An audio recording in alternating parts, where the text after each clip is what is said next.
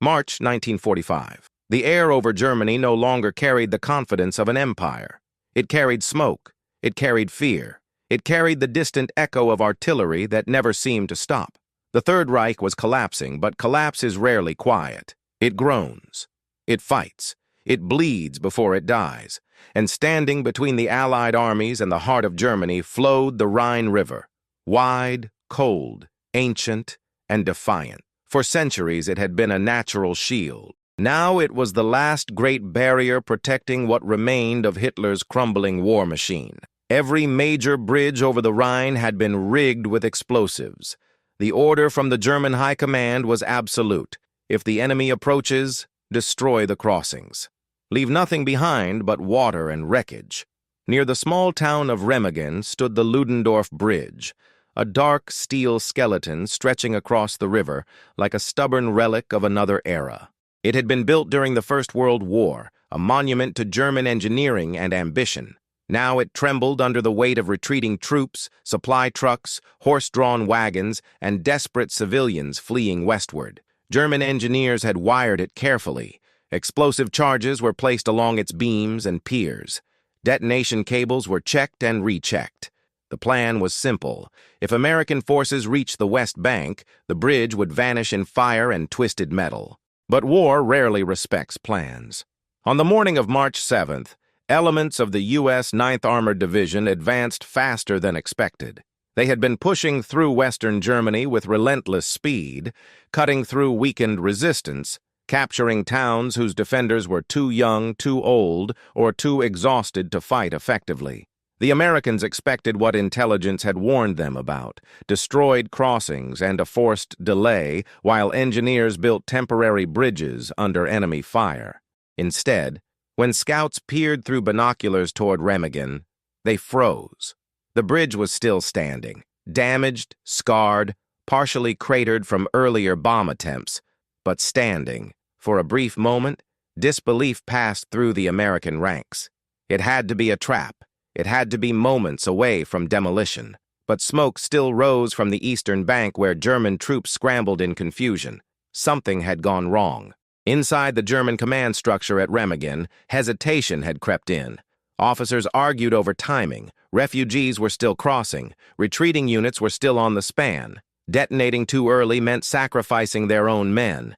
Waiting too long meant losing everything. Finally, the order was given. Detonate. A thunderous explosion ripped through the steel structure. Flames burst upward. The bridge shuddered violently. Chunks of debris fell into the icy water below. American soldiers instinctively ducked, expecting to see the entire span collapse into the Rhine. But when the smoke cleared, the impossible had happened. The bridge still stood. The charges had been insufficient. Some fuses failed. The blast had damaged the structure but not destroyed it. Against every calculation, against every expectation, the Ludendorff Bridge refused to fall. On the American side, commanders faced a decision that would echo through history. Wait for engineers to evaluate, pull back and bombard, or seize the moment before the Germans corrected their mistake. Seconds passed. Seconds that would change the course of the war. The order came. Advance. Infantry units sprinted toward the bridge under a sudden eruption of machine gun fire from the eastern bank. German defenders, realizing the catastrophic error, poured everything they had into stopping the crossing. Bullets sparked against steel. Mortar rounds exploded along the roadway. The wooden planks covering parts of the bridge splintered under impact. Smoke mixed with river mist, turning the scene into a chaotic blur of sound and movement. American soldiers ran straight into it. Some hugged the sides of the structure for minimal cover. Others dashed forward in bursts, hearts pounding, boots slipping on debris. The Rhine flowed dark and merciless beneath them. A single misstep meant freezing water and almost certain death. Several men were hit and fell without a sound, their bodies collapsing onto steel that vibrated from constant impacts. Still, the line kept moving forward. Behind them came combat engineers. Their mission was even more terrifying. The Germans had wired secondary demolition charges in case the first blast failed. If those were triggered, everyone on the bridge would die instantly. The engineers crawled along beams, cutting wires, ripping out detonators, hands shaking not from cold, but from the knowledge that one spark could erase them. German artillery began zeroing in. Shells whistled overhead and detonated near the bridge entrances. Concrete chipped. Steel groaned. The entire structure felt alive, as if protesting the violence inflicted upon it. Yet it held. By late afternoon, against all odds, American forces secured the eastern end of the bridge. They established a foothold, a bridgehead, on the far side of the Rhine. It was the first time Allied troops had crossed this formidable natural barrier intact. The psychological impact was seismic. For years, Nazi propaganda had portrayed the Rhine as an impenetrable shield. Now American troops were standing on its eastern bank. When news reached Hitler, rage followed. He demanded explanations. He demanded punishment. Officers associated with the failure were arrested. Some would face execution. In the collapsing atmosphere of the Reich, blame was easier to assign than responsibility. Meanwhile, the Americans wasted no time. Reinforcements streamed across the damaged span. Tanks rolled carefully over patched sections. Engineers worked day and night to reinforce weak points, knowing the Germans would not stop trying to destroy it. The Luftwaffe launched desperate bombing raids. Frogmen were sent downstream with explosives. Artillery units fired relentlessly. Each attempt shook the bridge, but failed to eliminate it. For 10 critical days, the Ludendorff Bridge served as a steel artery pumping Allied power deep into Germany. Thousands of troops crossed. Supplies flowed east. What might have taken weeks of preparation was achieved in hours because of one failed demolition. Yet the bridge had absorbed enormous punishment. Structural fractures widened. Supports weakened. On March 17th, under accumulated stress and damage, the bridge finally collapsed into the Rhine. 28 American engineers working on repairs were killed when the structure gave way. The river claimed it at last. But by then, it no longer mattered. Multiple pontoon bridges had already been constructed nearby. The foothold was secure. The Rhine was no longer a defensive line. It was a crossing point. The road to the industrial heartland of Germany lay open. In April, Allied forces encircled the Ruhr, trapping hundreds of thousands of German troops. Resistance fragmented. Cities fell one after another. Civilians watched columns of foreign soldiers move through streets that propaganda had promised would never see enemy boots. 2 months later, in May 1945, Germany surrendered. Historians would later debate strategy, logistics, inevitability. But soldiers who were there remembered something simpler. The moment they saw a bridge that should not have existed anymore. The moment they ran across steel that trembled beneath fire. The moment hesitation could have meant delay, and delay could have meant more deaths. War often turns on grand campaigns and sweeping offensives, but sometimes it turns on a failed wire, a mistimed explosion, a commander willing to gamble on seconds. The Ludendorff Bridge was not meant to survive that day. It was supposed to vanish in flame and buy Germany time it no longer truly had.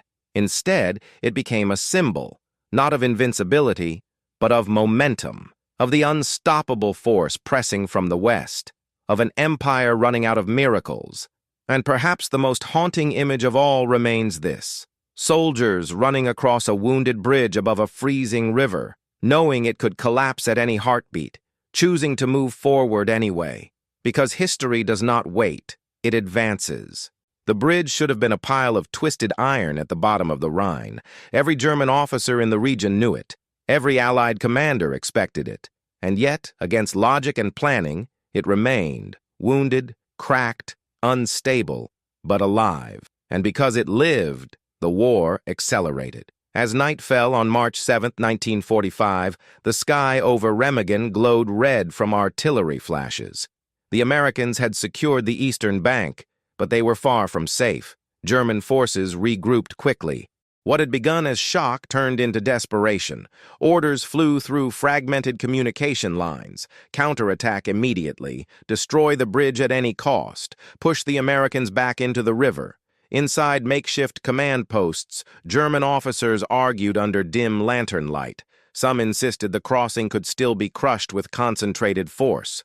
Others understood a darker truth. The Wehrmacht no longer had the strength it once commanded. Fuel was scarce. Experienced soldiers were dead. Reinforcements were boys and old men pulled from collapsing cities. Still, the order stood. The bridge must fall. Throughout the night, German artillery batteries fired relentlessly at the span. Shell after shell screamed across the sky, slamming into steel and concrete. Each explosion sent vibrations through the structure. American soldiers crossing felt the tremors beneath their boots. Dust rained down from overhead beams. Some men hesitated mid-stride, glancing at the river below, imagining the freezing shock of water closing over their heads. But traffic did not stop. Infantry crossed first, then engineers, then light vehicles. Eventually, even tanks began inching forward, their weight causing the bridge to groan like a living creature in pain. Engineers monitored stress fractures, placing temporary supports wherever possible. Every crossing felt like a gamble with death. On the eastern side, American troops dug in quickly. Foxholes scarred the muddy ground. Machine gun nests were established, facing expected counterattack routes. The Americans knew the Germans would throw everything they had into sealing this breach. And they did. On March 8th, before dawn, German forces launched a coordinated counterattack. Infantry advanced through patches of forest and shattered villages toward the American perimeter. Mortars fell among newly dug positions. Close-quarters firefights erupted in ruined houses. The battle for the bridgehead became savage and personal. American soldiers who had crossed only hours earlier now fought to avoid being pushed back into the river. Some units nearly broke under pressure. But artillery support from the western bank proved decisive. Allied guns thundered across the Rhine, shredding advancing formations. Air support soon followed. Fighter bombers roared overhead, strafing German positions with rockets and machine gun fire. The bridge endured hit after hit. Then came one of Germany's most desperate measures. The Luftwaffe, once dominant in European skies, had been reduced to a shadow of its former self. Fuel shortages crippled operations. Veteran pilots were gone. But for Remagen, they gathered what aircraft they could. Bombers and fighters launched repeated attacks against the bridge. American anti-aircraft guns erupted in response. The sky above the Rhine became a web of black flak bursts and streaking tracers. Planes dived low through smoke, releasing bombs aimed at the fragile structure. Some bombs splashed into the river. Others struck near the approaches. A few hit the bridge directly, tearing holes into the roadway. Still, it held. In one extraordinary attempt, German pilots flew jet aircraft, the revolutionary Messerschmitt Me-262, against the crossing. They were faster than anything the Allies possessed. But speed could not compensate for chaos. Bombing accuracy at such velocity was poor. The jets screamed overhead, dropped their payloads, and vanished, leaving only more smoke and frustration behind. When air attacks failed, Germany turned to sabotage. Special naval units were ordered to float mines down the Rhine, hoping currents would carry explosives into the bridge's supports. American engineers patrolled the riverbanks relentlessly, intercepting many of these deadly devices before they reached their target. Combat swimmers were also deployed under cover of darkness, tasked with attaching explosives directly to the bridge piers. Few made it close. Searchlights swept across black water. Machine guns fired at the slightest ripple. The Rhine, once a proud symbol of German strength, had become a battlefield of desperation. Meanwhile, news of the crossing spread rapidly through Allied ranks. Newspapers back home would soon print triumphant headlines. Radio broadcasts framed the event as a breakthrough. Soldiers elsewhere along the front felt a surge of momentum. The Rhine had been crossed. The myth of its invincibility shattered, but not everyone celebrated. On March 9th, inside his bunker in Berlin, Adolf Hitler received a detailed report about Remagen. Eyewitnesses described his fury as volcanic. He demanded immediate courts-martial for officers responsible for the failed demolition. In a regime built on fear and absolute obedience, someone had to pay. Several German officers were arrested. Accused of cowardice or incompetence, they faced swift military tribunals. Some were executed by firing squad within days. It did not restore the bridge. It did not reverse the crossing, but it satisfied a regime desperate to assign blame as reality crumbled around it. Back at Remagen, the Americans continued expanding their foothold. Engineers worked without rest, constructing additional pontoon bridges alongside the damaged Ludendorff Bridge. Inflatable sections were dragged into position, metal panels locked together across the water. Each new crossing multiplied the flow of men and machines into eastern Germany. The bridgehead grew wider. German resistance, though fierce in pockets, lacked coordination. Units were cut off, supply lines fractured. Entire formations surrendered when encircled. The once formidable western front of the Wehrmacht disintegrated into scattered defensive stands. Still, the original bridge remained the symbolic heart of the operation. American photographers captured images of troops marching across the scarred steel span. Smoke rose behind them. The Rhine flowed beneath like a dark ribbon of history. These photographs would later become some of the most iconic of the European campaign, but the cost was real. On March 17th, after 10 days of constant stress, bomb damage, artillery shockwaves, thousands of crossings, the Ludendorff Bridge reached its limit. Engineers had been reinforcing it continuously, aware that its structural integrity was failing. Cracks spread like veins through its supports.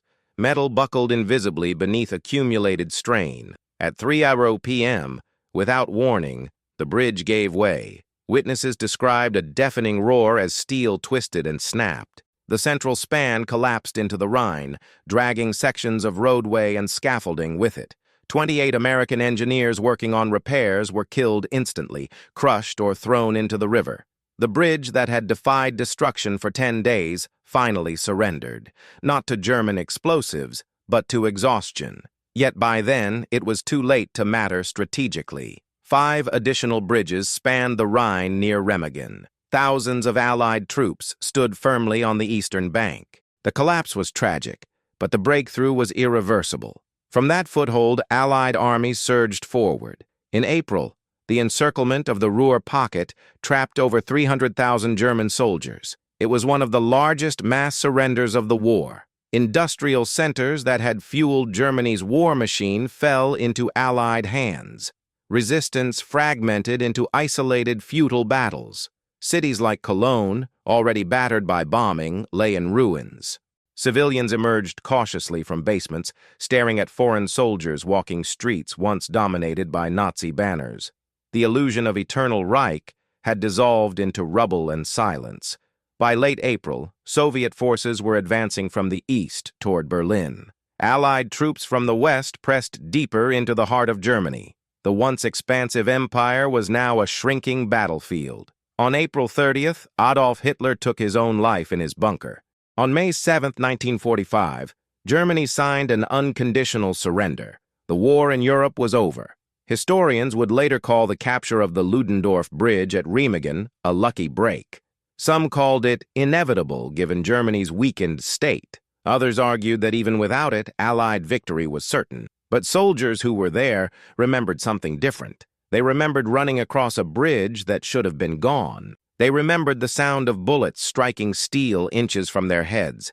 They remembered engineers cutting wires with trembling hands, knowing one mistake meant instant death. They remembered the bridge swaying beneath artillery impact while the Rhine flowed mercilessly below. In war, there are moments when history balances on fragile structures, on decisions made in seconds, on explosives that fail to ignite, on courage that overrides fear. The Ludendorff Bridge was never meant to be a monument. It was built for war decades earlier and destroyed by war in the end. But for 10 critical days in March 1945, it became something more. It became proof that even in the final chaos of collapsing regimes, small fractures can accelerate the fall of empires. A failed detonation, a commander who chose to charge instead of wait, a bridge that refused to fall when ordered. And because it stood, even briefly, the road to the end of the war opened faster than anyone expected. History sometimes turns not on grand speeches or massive offensives, but on steel beams, trembling above a freezing river. Private Daniel Harper was 19 years old when he crossed the Ludendorff Bridge. 19. He had grown up in Ohio, in a small town where the loudest sound at night used to be crickets.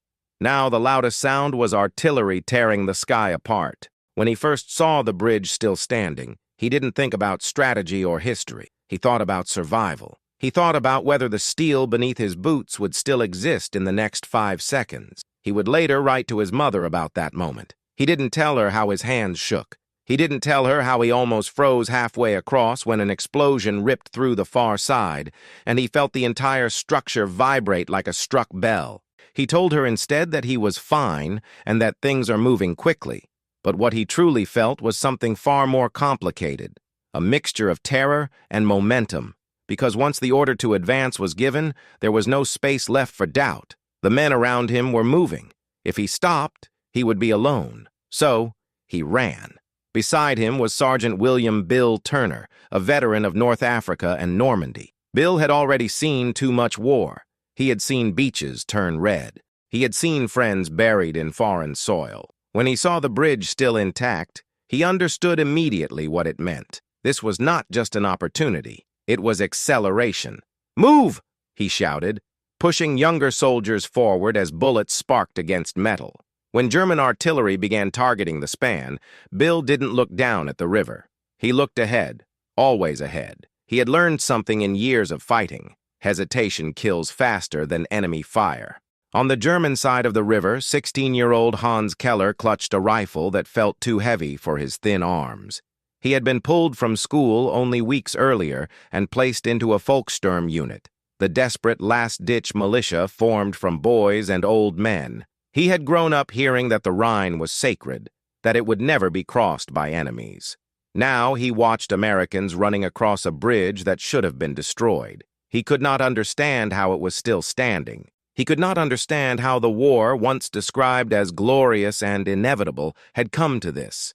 Him shaking behind rubble, firing at silhouettes he could barely see through smoke. Hans was terrified, not of the Americans, of the officers behind him, because retreat was forbidden. Fear was betrayal, and in 1945, Germany, betrayal was punishable by death. While the battle for the bridgehead raged, civilians in Remagen hid in basements.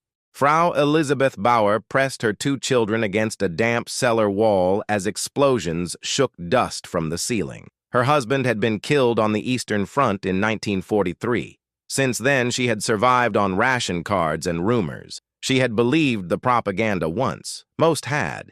It was easier to believe in victory than to face uncertainty. Now she heard foreign voices in the streets above. The war was no longer a distant headline. It was footsteps outside her door. When American soldiers finally moved through the town, some expected resistance from every window.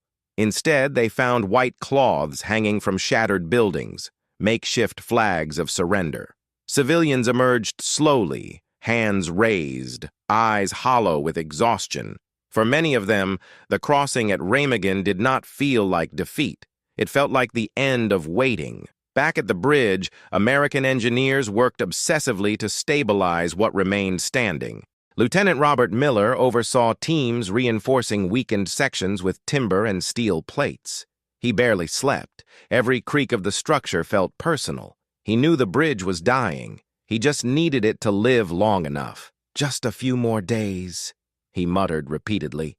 Each hour that passed meant thousands more troops crossing safely. Each hour meant German defenses collapsing further inland. But the Germans did not stop trying. On March 14th, one of the heaviest aerial assaults yet struck the bridge. Bombers broke through cloud cover and released their payloads. One explosion tore a massive crater into the western approach. Vehicles swerved to avoid falling debris. Men were thrown from their feet. Smoke swallowed the span. Through it all, traffic resumed within hours. Because momentum had become unstoppable.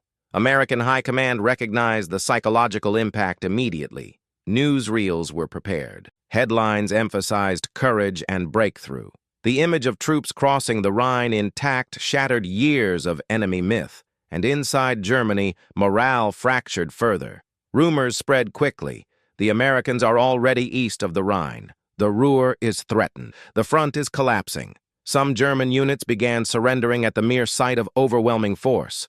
Others fought fanatically, clinging to ideology even as reality disintegrated. Hans Keller's Unites unit received orders to fall back toward the Ruhr industrial region. He marched through ruined villages, past refugees dragging carts filled with everything they still owned. He had not eaten properly in days.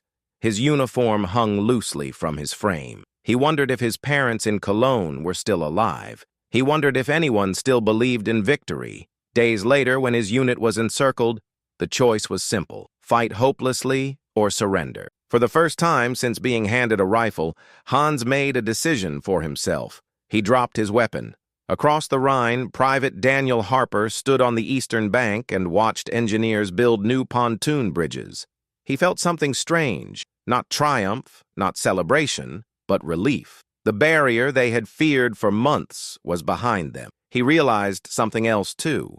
The war felt different now, not endless, not impossible, just nearing its final chapter. When the Ludendorff Bridge finally collapsed on March 17th, Daniel was miles away, advancing with his unit deeper into Germany. He heard about it later. 28 engineers dead, the steel span finally consumed by strain. He closed his eyes when he heard the news. He pictured the moment he had run across it. He pictured the river below. He understood how thin the line had been between survival and disaster. But he also understood that by the time it fell, its purpose had already been fulfilled. The collapse of the bridge did not slow the Allies. It did not restore German defenses. It did not change the outcome. Instead, it became a symbol, fragile, temporary, yet decisive. By April, Allied forces surrounded the Ruhr, capturing massive numbers of German troops.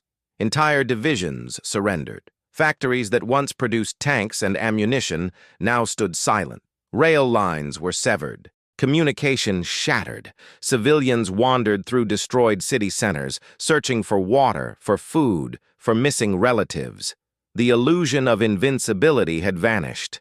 And in Berlin, as Soviet artillery thundered closer, the architect of the regime that promised a 1,000-year empire prepared for his end in a concrete bunker. On April 30th, 1945, Adolf Hitler committed suicide. 7 days later, Germany surrendered unconditionally. The war in Europe was over. Years later, veterans would return to Remagen. They would stand near the river where the Ludendorff Bridge once rose. Only the stone towers remained, silent guardians of a moment that changed history. Daniel Harper would bring his grandson there decades later. He would point to the water and say, "I ran across something that wasn't supposed to be there." He would not speak of fear. He would speak of momentum, because that is what Remagen truly represented. Not just a tactical victory, not just a damaged bridge, but the moment when a collapsing empire lost its final illusion of protection, a failed explosion, a split-second decision, a sprint across trembling steel, and the realization that sometimes history moves forward because ordinary people choose to keep running, even when the ground beneath them might disappear. The Rhine still flows today, calm and indifferent. But in March 1945, above its freezing waters, the end of a war accelerated on a bridge that refused to fall.